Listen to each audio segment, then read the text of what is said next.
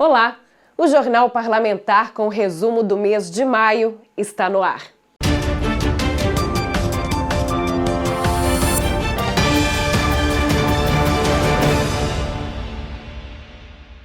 A primeira sessão ordinária do mês foi marcada com o retorno do público e da imprensa à Assembleia Legislativa de Mato Grosso do Sul. As sessões híbridas continuam. Gustavo Fax acompanhou o movimento. Com as portas abertas para o público, a Assembleia Legislativa de Mato Grosso do Sul volta a receber a população após o período de pandemia da Covid-19. Foram cerca de 2 anos de adequação e adoção de medidas de biossegurança.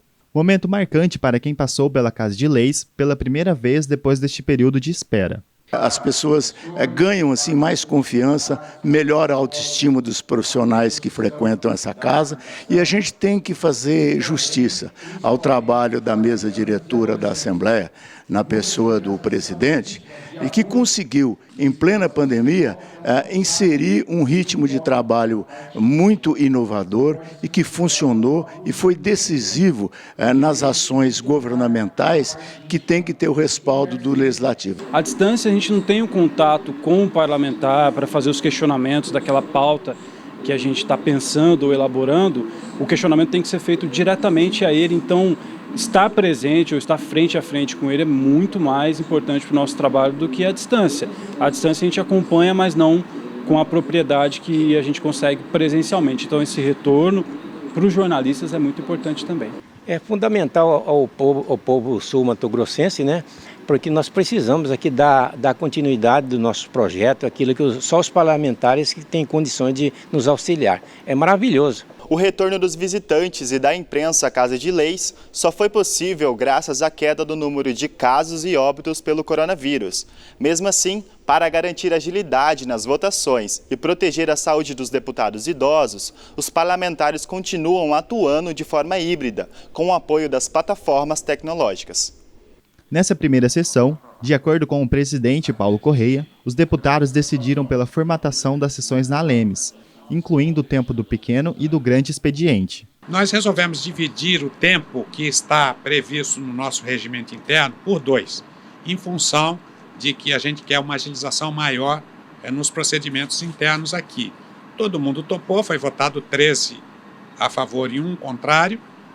O plenário é soberano. Então, quando o plenário decide, aí numa decisão do presidente, é uma decisão da casa. Então, nós reduzimos o tempo do pequeno expediente, que era 30 minutos para 15 minutos, e reduzimos o tempo do grande expediente, em vez de ser 2 porções de 30 minutos, 2 porções cada uma de 15 minutos. Então, com isso, a gente agiliza o processo, dá tempo da gente estar colocando em pauta as votações nas comissões também, e eu acho que com isso a gente aprendeu um pouco com a pandemia de poder fazer online também. No período de portas fechadas, o trabalho interno da Lemes continuou colocando a Casa de Leis como destaque em celeridade em seus trabalhos.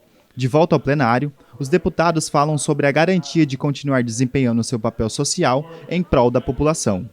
Primeiro, que eu acho que o retorno às sessões presenciais significa que a gente, de fato, está chegando ao fim dessa tragédia que foi a pandemia no mundo e aqui no Brasil. Então, acho que a primeira coisa é essa, comemorar isso. E, além disso, o parlamento, o sentido do parlamento é o debate, é a presença, é a interação das pessoas, não só dos parlamentares, mas a presença do público aqui. Então, acho que é um dia importante para restabelecer, de fato, a importância da Assembleia Legislativa. Com o fim dessa pandemia, podemos finalmente voltar a ter esse contato com a nossa população e a interação entre os parlamentares, que é extremamente importante. Várias ideias surgem, vários projetos diferentes são formulados. Então eu fico muito contente com essa volta e tenho certeza que o rendimento parlamentar sobe muito com essa interação presencial. Acho importante voltar aos debates, voltar as pessoas voltarem à Assembleia Legislativa, os assessores, os projetos, esse embate dentro da casa é importante para a democracia. Claro, a Assembleia hoje voltou de forma híbrida, você pode fazer a sessão presencial como você pode fazer online. Aqueles que tiverem um pouco de medo ou receio de fazer presencial pode fazer online, porque a pandemia ainda não acabou, diminuiu muito, nós temos que conviver com ela, mas temos que devagarzinho começar a voltar à vida e voltar ao natural. E o natural é a Assembleia Legislativa aberta com todo mundo aqui dentro. De março de 2020 até o momento, os deputados estaduais votaram mais de 587 projetos de lei. Vamos comemorar na vida. Se Deus quiser, vai dar tudo certo. Tivemos perdas que todo mundo sabe, 2 deputados aqui, deputado Onivan de Matos, deputado Cabo Almi, mas a Assembleia continua no seu ritmo de trabalho acelerado, atendendo os anseios da população do Mato Grosso do Sul. O projeto aprovado na Lemes obriga empresas que produzem ou embalam carvão vegetal a apresentar mensagem de alerta sobre os perigos da queima para a saúde. Na ordem do dia, deputados aprovaram em segunda votação o projeto de lei de autoria do deputado Renato Câmara, do MDB, que obriga as empresas que produzem ou embalem carvão vegetal que imprimam nas embalagens o alerta de que a queima do carvão vegetal em recintos fechados pode causar intoxicação e morte por inalação do gás monóxido de carbono. Esse projeto ele vem conscientizar a população que muitas vezes, por falta de energia, acabam utilizando o carvão e por falta de gás para fazer a cocção dos seus alimentos numa cozinha fechada ou na sala. Isso já trouxe alguns óbitos e várias pessoas ficaram intoxicadas. Então, em momentos que a gente vê esses acontecimentos, é importante que possamos levar até a população explicações e, estando no rótulo, na embalagem do carvão, essa explicação, nós vamos salvar vida com toda certeza. De acordo com a proposta, as empresas terão prazo de 180 dias contados a partir da publicação da lei para se adequarem à exigência.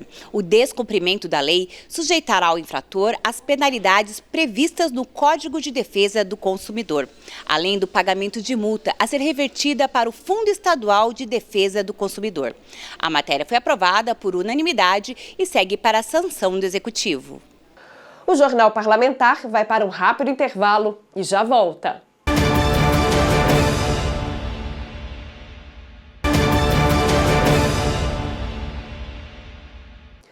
Empresa Flex Park é alvo de representação do deputado Paulo Duarte junto ao Ministério Público. O parlamentar alega que a empresa fechou sem devolver o dinheiro já pago pelos consumidores. A Mari Tecogo tem os detalhes. O deputado Paulo Duarte, do PSB, usou a tribuna para informar que acionou o Ministério Público contra a Flex Park, empresa de estacionamento rotativo em Campo Grande.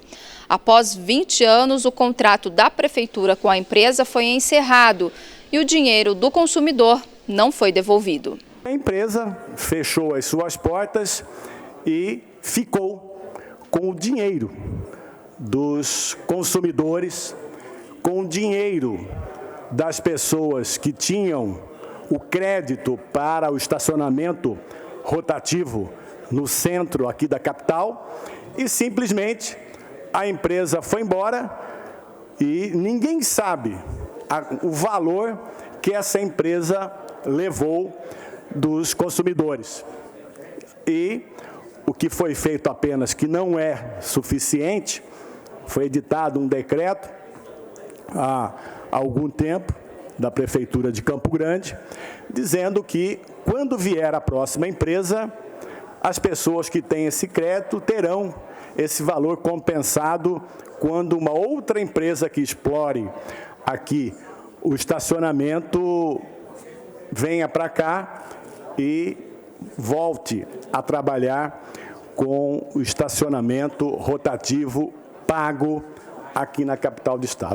O documento solicita a instauração de procedimento administrativo e ação civil pública com pedido de medida liminar de forma a garantir a defesa dos direitos dos consumidores que possuem créditos a receber após a finalização do contrato de concessão entre o município de Campo Grande e a empresa Flexpark. O contrato teve início em 2002 e foi finalizado no mês de março deste ano. É mais uma forma descarada, uma forma agressiva de tomar dinheiro do pobre do consumidor. Cada hora inventa uma forma. Essa é a mais nova forma, levar o dinheiro embora de uma empresa que ninguém sabe aonde fica. Então, é para registrar essa representação que fiz ao Ministério Público e vamos aguardar para que esse dinheiro seja devolvido a quem de direito. Presidente da UNALI, União dos Legisladores e Legislativos Estaduais, deputado Lídio Lopes, fez balanço de visita aos Estados Unidos. Ana Paula Gimenez traz mais informações para a gente. O deputado estadual Lídio Lopes, do Patriota, fez uso da palavra na sessão ordinária para falar sobre sua ida aos Estados Unidos, representando a União Nacional dos Legisladores e Legislativos Estaduais. Ele esteve na Conferência Nacional das Legislaturas Estaduais nos Estados Unidos, nas cidades de Denver e Washington. O presidente da UNALI falou que o objetivo da missão aos Estados Unidos foi de buscar referências alinhadas às boas práticas que contribuem com o modelo de gestão para aprimorar a atuação institucional. Lídio Lopes falou sobre as impressões e as diferenças da atuação do Legislativo do Brasil e dos Estados Unidos. Foi para mim honroso e gratificante poder representar a UNALI nos Estados Unidos. Nós fizemos uma visita institucional à NCCL, que é a UNALI americana, né? Lá é que trata de todos os parlamentares, é uma instituição que agrega mais de 7.000 parlamentares estaduais. O país, Estados Unidos, são 50 estados e mais 7 territórios e agrega mais de 7.000 deputados. E lá, o que a gente pôde perceber? É que existe uma integração muito forte da força do parlamento. Lá o deputado estadual tem muita força, a atribuição do deputado estadual. Por quê? Porque começa pela discussão da peça orçamentária. Ele trabalha 6 meses debruçado sobre a peça orçamentária. E aí cada comissão, às vezes, é composta por 300 deputados que discutem numa comissão uma temática, né, para trazer para os governos. Então, o deputado estadual é ele que constrói a peça orçamentária e envia para o governo, dizendo, olha, você tem isso aqui para gastar, e controla aquilo, fiscaliza aquilo. Sobrou dinheiro, tem que devolver. Então, a caneta está na mão do parlamento, e isso você atribui daquilo que realmente tem a representatividade da população. Diferente do nosso, que já vem pronto o orçamento, a peça orçamentária já vem pronta do executivo para o legislativo, e às vezes a gente apresenta uma emenda aqui e ali. Então, essa diferença é muito grande com relação a essa força do parlamento estadual lá nos Estados Unidos. O deputado também destacou a possibilidade de intercâmbio entre parlamentares brasileiros e americanos para trocas de experiências e de discussões de temas importantes de interesses comuns. A gente fez uma fala muito importante lá, porque através da NCCL a gente já está abrindo, então, um canal de integração. Nós queremos levar parlamentares brasileiros para lá e eles também querem vir para cá para fazer essa troca de informações, de algumas temáticas importantes. Vamos discutir meio ambiente. Os deputados que têm atuação na área de meio ambiente querem ir para lá, eles vão recepcioná-los com toda a estrutura para discutir meio ambiente, para ver o que pode fazer, assim como eles querem vir para o Brasil. Então, cada temática a gente está abrindo discussões. Eles querem passar para a gente o relatório daquilo que a gente pode compor e nós vamos começar, então, a mandar as frentes de parlamentares brasileiros para estar lá nos Estados Unidos discutindo. Durante fala no plenário, o deputado Pedro Kemp relata a situação do pagamento dos salários dos professores contratados temporariamente e pede providências ao governo do estado. No retorno aos debates presenciais, o deputado Pedro Kemp do PT fez o uso da tribuna para solicitar ao governo do estado que faça o pagamento dos salários dos professores contratados temporariamente.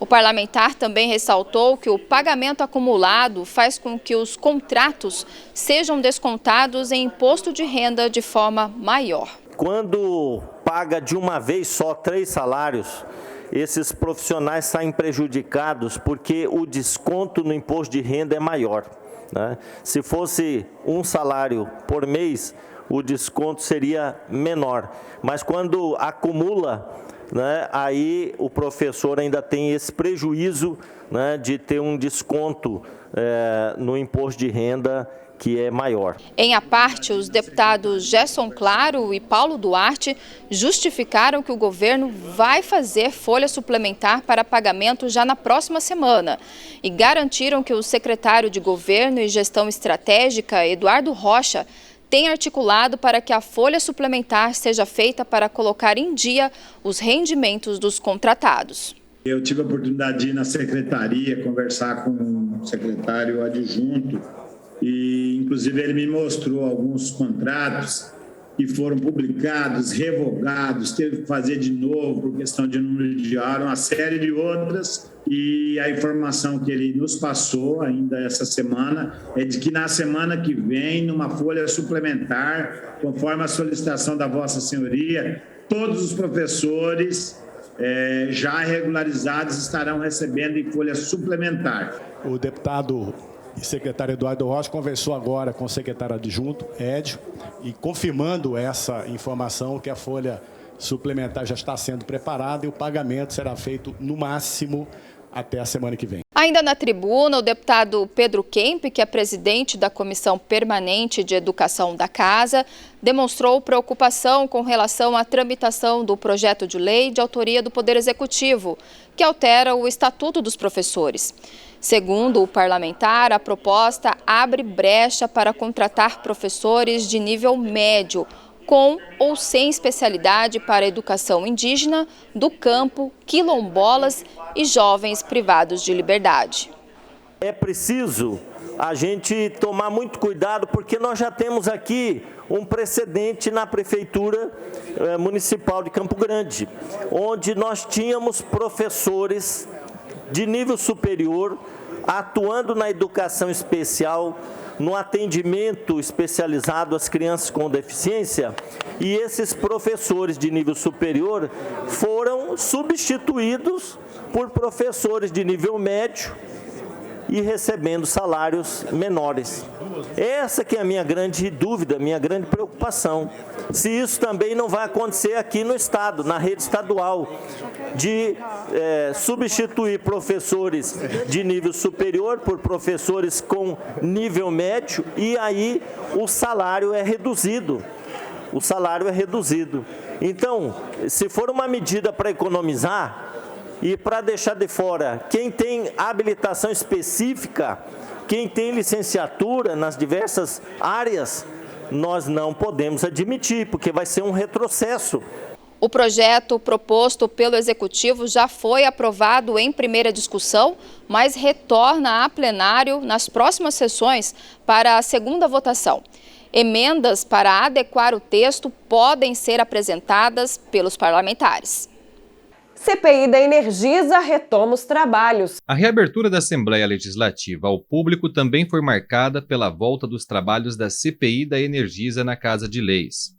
Em sua primeira sessão extraordinária, os parlamentares que integram a comissão se reuniram no plenário Júlio Maia após ato da mesa diretora que suspendeu as atividades do grupo de trabalho em razão da pandemia do Covid-19.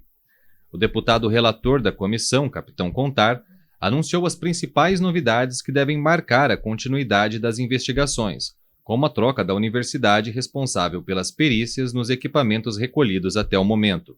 Esses 2 anos da pandemia atrapalharam muito os trabalhos legislativos, sobretudo aqueles atinentes à CPI de Energisa. As reclamações continuaram, as críticas à empresa continuaram. Neste dia 3 de maio, marca o retorno das atividades parlamentares na Assembleia Legislativa e também do retorno dos trabalhos da Comissão Parlamentar de Inquérito, que investiga a Energisa. No dia de hoje, serão deliberados importantes passos para que os trabalhos da comissão possam continuar. Um deles é a troca da universidade que irá fazer a verificação dos relógios, e também iremos debater sobre a prorrogação do prazo para a conclusão da CPI da Energisa. Participaram, além dos deputados membros da CPI, representantes da Empresa de Energia do Estado e do Conselho de Consumidores da área de concessão de energia em Mato Grosso do Sul. A presidente desse conselho, Rosimeire Costa, falou sobre a contribuição que o órgão tem a oferecer à comissão. Então, nós fomos convidados anteriormente para acompanhar o processo de sorteio dos equipamentos que serão analisados, mas assim, nunca fomos convidados para nenhuma reunião. Agora, na volta dos trabalhos, ontem recebi o convite, estamos aqui, queremos interagir com os nossos representantes do povo, né? Então, assim, o consumidor, ele paga muito caro, paga encargos do setor elétrico, financia ICMS, PIS/COFINS, contribuição de iluminação pública. Então, assim, as 3 esferas de governo estão previstas na tarifa social. Então, assim, nada mais do que a gente acompanhar e saber qual vai ser o resultado aí dessa CPI. A próxima reunião da CPI deve acontecer em sessão ordinária nesta quarta-feira, na sede do Legislativo. A transmissão do evento pode ser acompanhada pela TV, rádio e mídias sociais da Casa de Leis. Em coletiva de imprensa, presidente da Alemes, deputado Paulo Correia, fala sobre os principais eventos e atividades parlamentares após a abertura da Casa de Leis ao público externo. Na primeira sessão ordinária, após a autorização do retorno do público à Assembleia Legislativa, o presidente Paulo Correia, do PSDB, respondeu às perguntas dos jornalistas e abordou diversos assuntos referentes às atividades parlamentares. Entre eles, a primeira audiência pública totalmente presencial, que terá como tema a BR-060. Nós já temos uma audiência pública marcada, já vai ser presencial.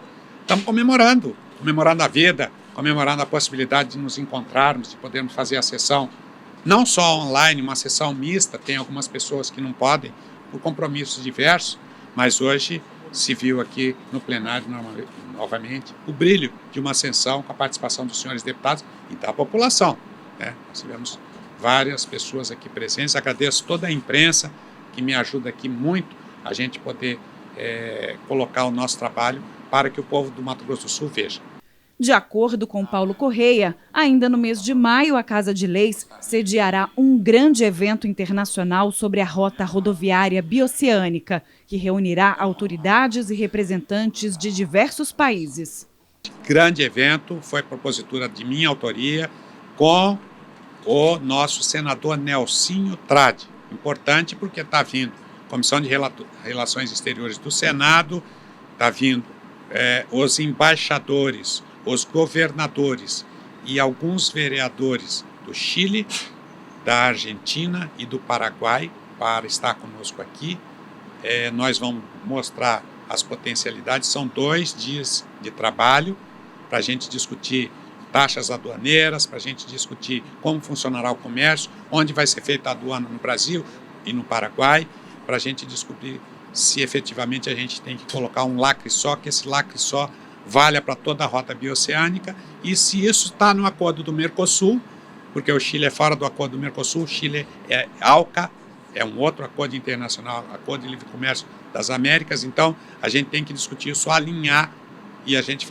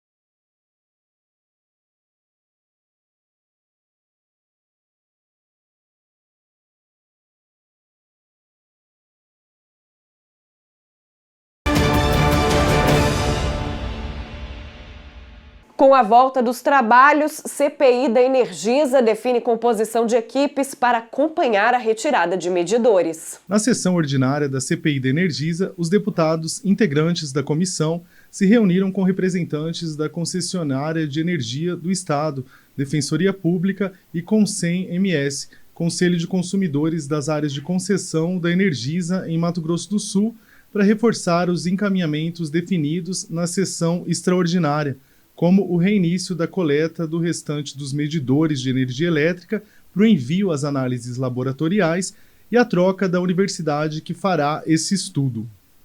Nós retomamos os trabalhos presenciais na segunda-feira, numa visita até a empresa Energisa, comunicando o fato, vistoriando os 93 relógios que já estão alocados e retirados para irem para a perícia, e também já marcamos a retirada dos 107 relógios restantes para que possamos enviar à perícia. Também já passamos à presidência da Assembleia Legislativa o orçamento da Universidade de São Paulo, a Politécnica de São Paulo, que fará a perícia nos 200 medidores. Esses 200 medidores foram retirados lá atrás através de um sorteio entre os consumidores que reclamaram e tinham reclamações protocoladas no PROCON de Mato Grosso do Sul. Primeiramente, íamos fazer a perícia no campo de São Carlos, da própria USP, que por problemas técnicos eles não têm condições de voltar em função da pandemia, vários técnicos saíram e eles não estão em condições no momento de realizar essa perícia. Como o campus de São Carlos não tem, nós procuramos a Politécnica, nós enviamos representantes para estarem em São Paulo em contato com a Politécnica da USP, e lá eles nos garantiram o feitio dessa perícia e também todas as acreditações necessárias e que são exigidas legalmente. A defensora pública Jane Inês Dietrich, coordenadora do Núcleo Civil e de Defesa do Consumidor da Defensoria Pública, falou sobre a importância do retorno dos trabalhos da CPI da Energisa. As pessoas recebem cobranças e muitas vezes sequer entendem da onde saiu, se é medição ou se é uma cobrança de outra natureza, e isso leva muita gente a procurar a Defensoria Pública, e nós frequentemente ajuizamos ações sobre isso. A Defensoria vê com muito otimismo, com uma esperança de que essa questão dos problemas de medição e de leitura, que isso possa finalmente obter uma definição, uma resposta, que é uma coisa que tem grande dificuldade no dia a dia da população. A CPI da Energisa foi instaurada em 12 de novembro de 2019 pela mesa diretora da LEMS, com o objetivo de apurar irregularidades no sistema de medição de energia elétrica e na realização de leitura de consumo, que acarretaram no aumento injustificado de valores nas faturas, comprometendo a qualidade dos serviços prestados pela concessionária em Mato Grosso do Sul, a partir de dezembro de 2018. Com o retorno dos trabalhos, a comissão solicitou prorrogação das investigações em mais 60 dias.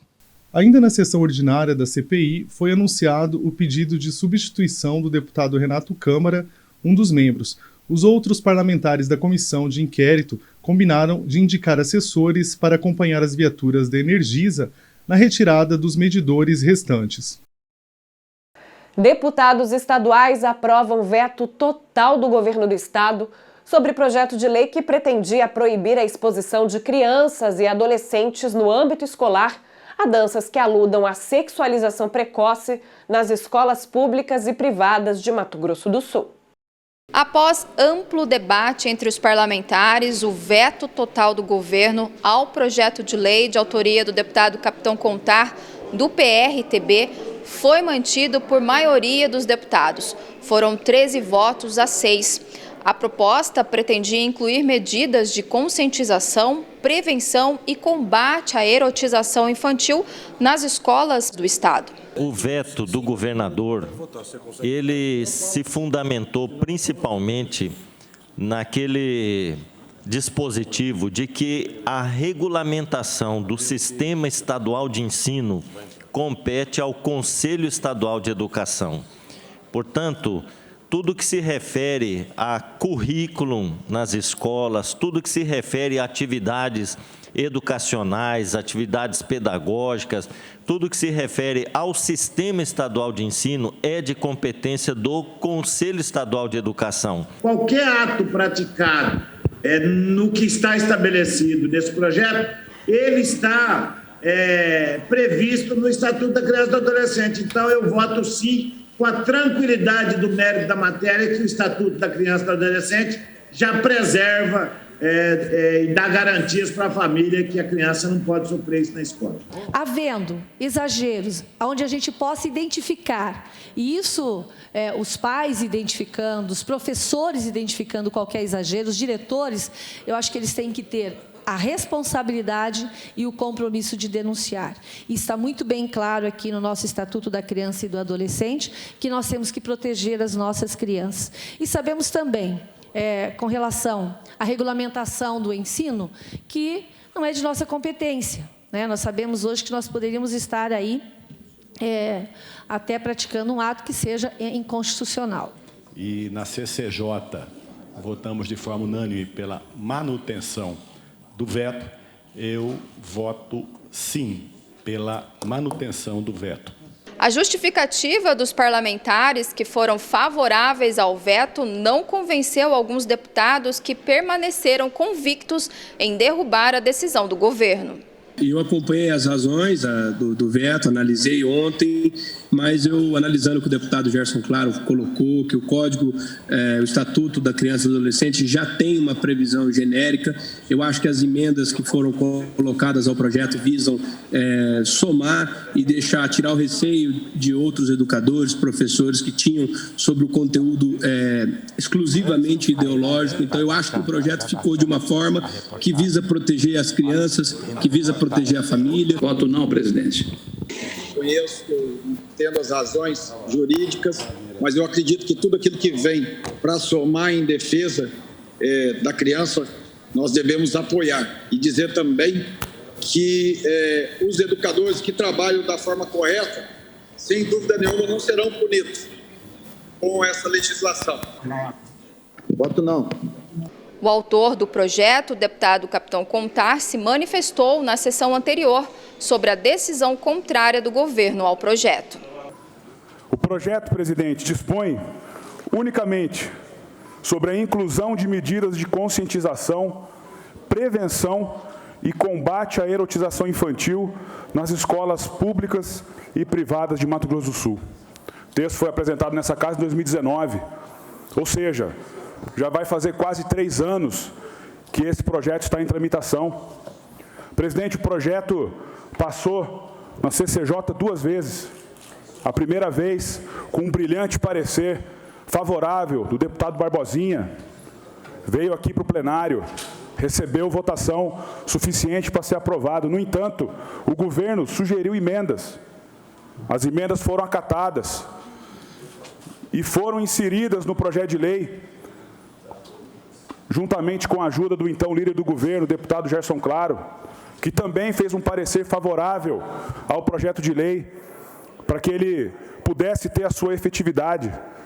O projeto veio a plenário, votamos favoravelmente de novo pela sua constitucionalidade. Passou pelas comissões de mérito, recebeu todas as devidas ponderações, voltou ao plenário, gerou uma discussão muito importante nessa casa, todos se recordam disso.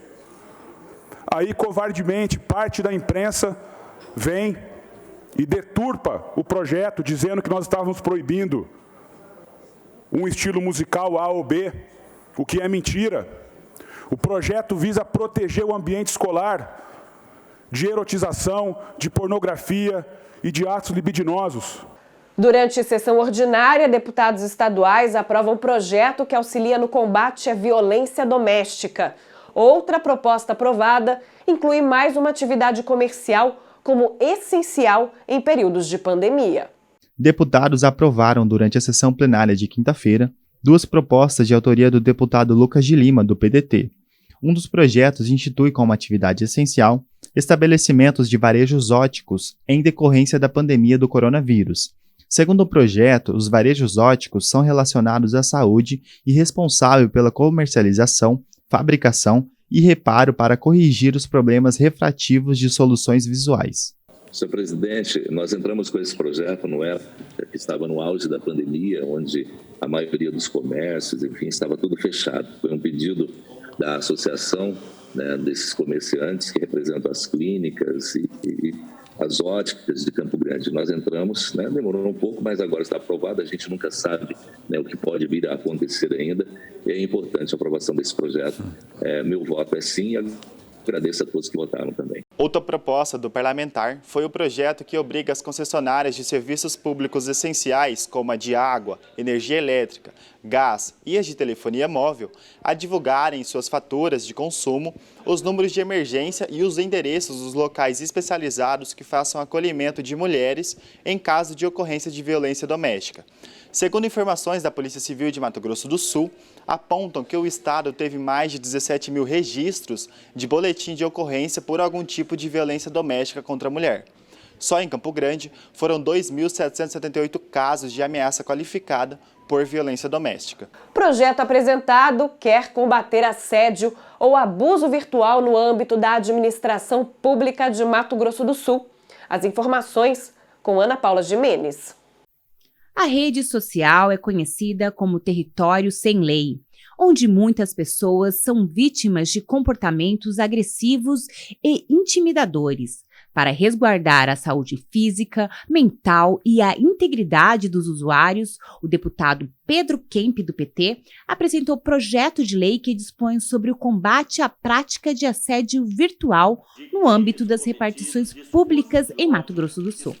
Nós já temos aqui no estado uma legislação de combate ao assédio moral no trabalho, no âmbito da administração pública e também um projeto, aliás, uma lei aprovada já de combate ao assédio sexual também no âmbito da administração pública. Porém, nós recebemos uma demanda da sociedade de que muitas vezes acontecem assédios no mundo virtual, no mundo das redes sociais, na internet.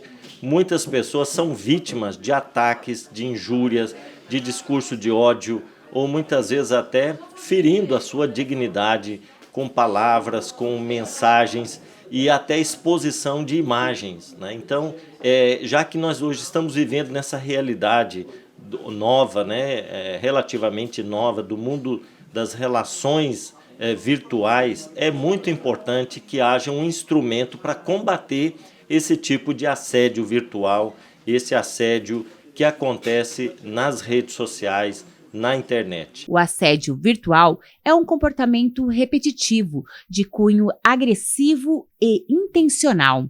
De acordo com a justificativa do projeto de lei, 30% dos brasileiros já sofreram algum tipo de assédio no trabalho. As pessoas devem denunciar todo tipo de constrangimento, de ataques, de discurso de ódio e que as pessoas responsáveis por esses comportamentos possam ser punidas a fim de que nós possamos ter nas redes sociais relações positivas, de informação e não de ataque à dignidade das pessoas. As penalidades a serem aplicadas serão decididas em processo administrativo, observando-se a gradatividade, a gravidade e a reincidência à ação. A infração grave sujeitará ao infrator as seguintes penalidades: advertência, suspensão e demissão. O Jornal Parlamentar com o resumo do mês de maio fica por aqui. Essas e outras reportagens você confere no YouTube da Casa de Leis. Basta pesquisar por Assembleia Legislativa de MS. E fique atento ao seu cartão de vacinação contra a Covid-19. Se estiver em atraso, procure pela segunda dose ou a dose de reforço. Não deixe de acessar as nossas mídias sociais, Facebook, Instagram e Spotify. TV Alemes, a TV da gente de MS.